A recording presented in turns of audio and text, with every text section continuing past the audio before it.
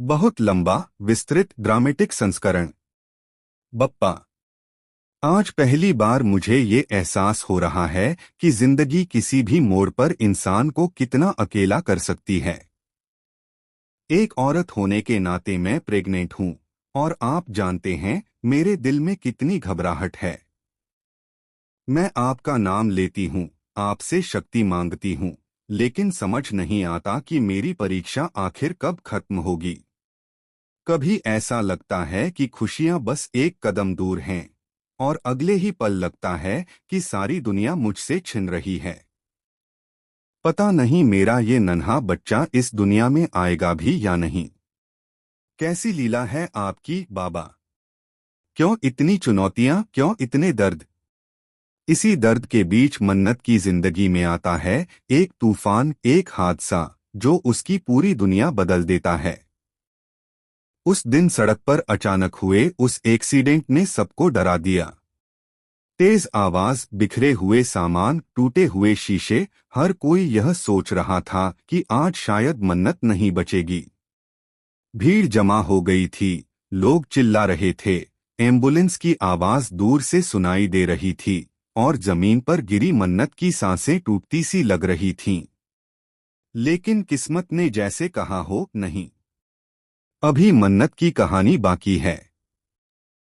मन्नत मौत के मुंह से बाहर आ गई। अपने बच्चे को बचाते हुए, खुद को बचाते हुए वह फिर से खड़ी हो गई।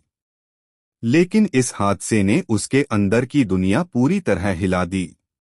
इसी हादसे के बाद शुरू होती है उसके जीवन की सबसे लंबी और कठिन यात्रा, एक ऐसी यात्रा जहां उसे अपने प्यार, अपने परिवार और अपनी पहचान को पीछे छोड़ना पड़ता है। शो में आता है 5 साल का बड़ा लीप, और इस लीप के बाद कहानी लेती है एक नया, गहरा और रहस्य से भरा मोड़। सबसे बड़ा ट्विस्ट, ऐश्वर्या जिंदा है।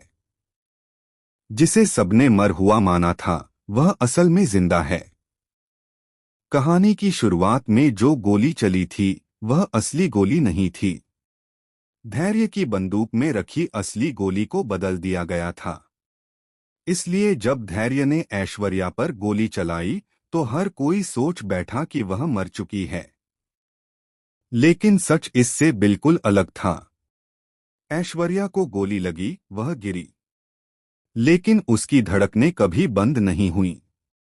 विशाखा और मल्ला, जो उसके राजदार थे, उसे छुपाकर ले गए। कई दिनों तक उन्होंने उसकी देखभाल की, उसे ठीक किया, और दुनिया से उसकी खबर छिपाए रखी। और इसी दौरान ऐश्वर्या के अंदर का गुस्सा, उसका बदला, उसकी नफरत और